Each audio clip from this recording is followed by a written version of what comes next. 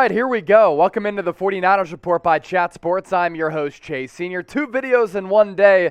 That's why you subscribe to the 49ers Report by Chat Sports. I am your host, Chase Sr. Earlier today, we published a 49ers-Packers NFL Divisional Round playoff preview, and now we have some very significant injury news to get to. Kyle Shanahan just got done speaking with the media, and Jimmy Garoppolo suffered an injury in the second quarter in that win against the Cowboys that, frankly, not many of us knew about. A sprained throwing shoulder, but the good news is Jimmy Garoppolo is expected to be okay all throughout this week. He is going to practice most likely on Tuesday, and his status in a good spot going into Saturday night at Lambeau Field, the frozen tundra, against the top-seeded Green Bay Packers. As for Fred Warner, All-Pro Fred, the second highest paid linebacker in the NFL, no high ankle sprain. That's really good news, because if he were to suffer a high right ankle sprain, his status going into this game on Saturday night would be in doubt, but there is growing belief that Fred Warner will be able to play. As far as Nick Bosa, suffered a concussion in the first half after that ugly collision with DJ Jones after he really just got smacked right directly in the face, missed the second half because of that concussion, currently in concussion protocol, but there is also optimism that Nick Bosa is going to play. You can make the argument that both Fred Warner and Nick Bosa are the 49ers' top two defenders, and going up against a very good and explosive Green Bay Packers offense, the Niners defense, led by defensive coordinator DeMeco Ryans, has to be at full strength. We know that Nick Bosa, one of the best all-around defenders in the league, so the 1-2 punch of having both Bosa and Fred Warner, massive, massive news for San Francisco. As I mentioned, Jimmy Garoppolo, of course, has suffered a bevy of injuries since he has come to the Bay Area, even when he was with the New England Patriots, but he should be fine for practice on Tuesday. Now, what's crazy is that Garoppolo not only was playing with a sprained right shoulder, but also playing with that torn ligament in his thumb. And say whatever you want about Jimmy Garoppolo, this is what I'll say. I'm not making excuses for him because his accuracy and his performance certainly dipped off and waned in that second half. Jimmy Garoppolo is a really tough dude.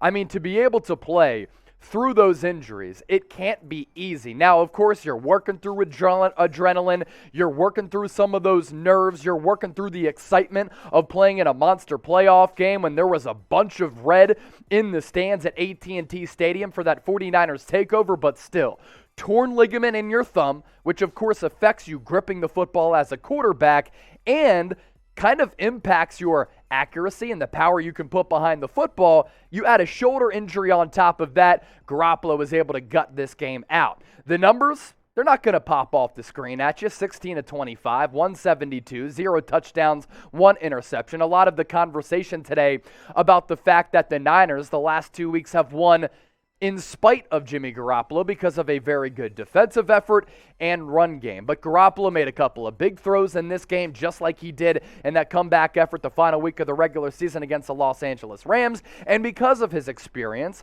because of his toughness, the Niners might be in a better spot to win playoff games right now because he, of course, has more experience than Trey Lance. Now, when you kind of go back and think about Garoppolo's performance in that second half, that missed throw on the left side to Brandon Ayuk on the 3rd and long could have decided and settled the game. He missed Ayuk. It was an awful misthrow and an awful misfire. That interception, which allowed the Cowboys to come back, make it a game, and nearly win it in the end, was a terrible, and I mean terrible, interception. Did that have something to do with the combined injuries on his throwing side? Potentially. I'm not making any excuses for Jimmy Garoppolo or anything in that regard. I'm just trying to connect the dots here. So, given the Jimmy Garoppolo injury news, the fact that we're just finding out about it, and you watching his performance yesterday, how would you grade how he did against the Dallas Cowboys? Let me know in the comment section, A, B, C, D, or F. And this is why you subscribe to the 49ers Report by Chat Sports, 2 videos in one day. A Packers preview, and as soon as the news came down about Bosa, Fred Warner, Jimmy Garoppolo, myself, producer Coop, we worked very, very hard to get this video out as soon as possible. This is why you subscribe. We're built different. Our loyal subscribers are built different. Be built different with us, because if you haven't subscribed, you ain't alive. Hit that red subscribe button down below to stay in the know with everything going down with the San Francisco 49ers. This tweet coming from Matt Barrows of The Athletic as we continue to expand our thoughts on this. The 49ers are optimistic Nick Bosa, due to that concussion, will be able to play on Saturday, and that Fred Warner will be able to practice this week. Jordan Willis, however, has a high ankle sprain, which usually sidelines a player a week or more. And earlier today, Fred Warner had thrown out a tweet. Nick Bosa had thrown out an Instagram post, and I'm like, you know what?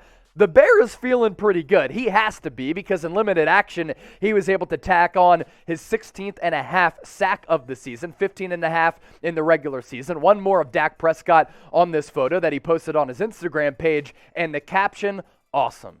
Trolling those fraudulent, choking Cowboys fans by saying 49ers equals America's team.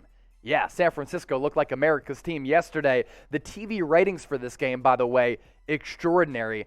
Out the roof, litty, and the ratings during our watch party awesome as well. Let's all hope that Nick Bosa able to suit up and do the same thing to Aaron Rodgers, which he has done to opposing quarterbacks all throughout the year. As for that Fred Warner tweet, this really gave me an indication, okay, nothing serious.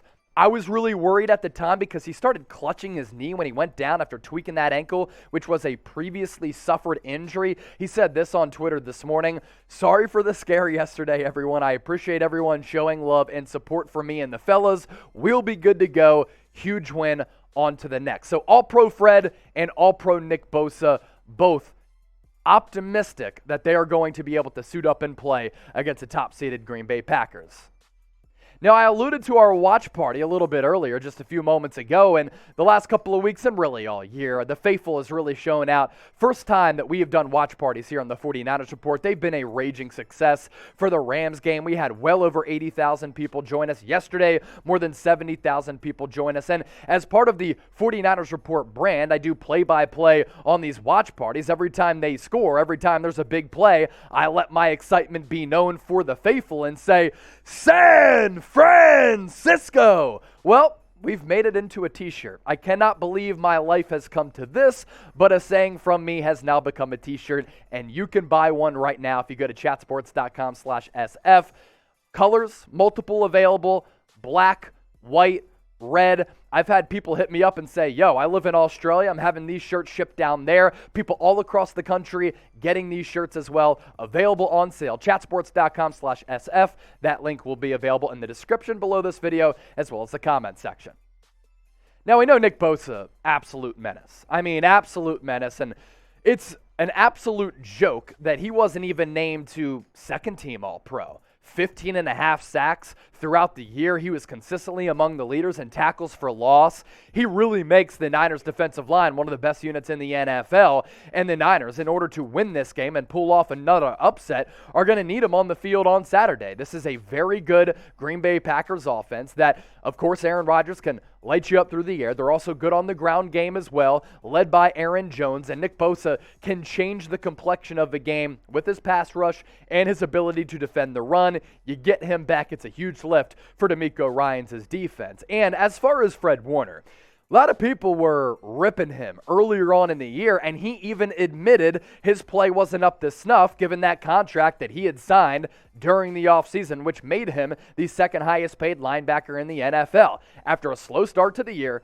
I think Fred Warner has really turned it around, and he's made an impact the back half of the season, kind of like what he did last year when he was named to the All-Pro team. A sideline-to-sideline, game-changing, havoc-wreaking linebacker who, like Nick Bosa and some of these other really premier defenders on the defense, can really play the run well, can play in the box, is good in coverage, and can kind of confuse quarterbacks by faking blitzes, dropping back, and covering some of the tight ends and slot receivers. Now, I did talk about this and break this down during our 49ers-Packers preview, but I want to relay some of my thoughts on how San Francisco can win this game on Saturday night. Garoppolo can't be as shaky. We'll see how the injury affects him, and something to also monitor with this injury news coming out, it's going to be really cold at Lambeau Field in Green Bay, Wisconsin. How is the cold weather going to affect some of these injuries? But Garoppolo has to be much more consistent, cannot turn the football over. Bosa, Warner, going to have to be healthy, and with that, in turn, going to have to pressure Aaron Rodgers, get the ground game going with Elijah Mitchell, Jeff Wilson. JaMychal Hasty, Deebo Samuel and the boys, because that helps out the play action game and helps keep the ball away from the hands of Aaron Rodgers. And turnovers, game management, going to be very, very critical in this game. I said it all last week. Kyle Shanahan has the coaching advantage over Mike McCarthy. McCarthy's game management at the end of that game, straight up brutal, and that played into the hands of San Francisco. Kyle Shanahan has been an excellent coach. Ever since the Niners started off at 3-5, he deserves credit for turning the season around, not hitting that panic button, because the locker room really responded in an impressive way. They're going to need him to be at his best on Saturday as well. So the stage is set. Two of the most iconic brands in the NFL over the course of NFL history meeting up in the divisional round of the NFL playoffs for a right to make it into the Final Four to the NFC Championship game. Over-under set at 48. Green Bay Packers, the home favorites as the top seed, number one in the NFC after that 13-4 regular season record. 5.5-point favorites for Green Bay. Saturday, 8:15 p.m. Eastern, 5:15 p.m. Pacific. You already know we are going to be doing a watch party right here on the 49ers Report. Make sure you subscribe and join us. In addition to daily videos, in-season, off-season, we like to have fun and involve you in our shows. That includes this. Prediction time. Who you got? Divisional round, Lambeau Field. It's going to be cold. Niners, Packers have an illustrious playoff history, and we get another installment of that. Type SF for the Niners, GB for the Packers. Thanks for watching today's show, and go Niners.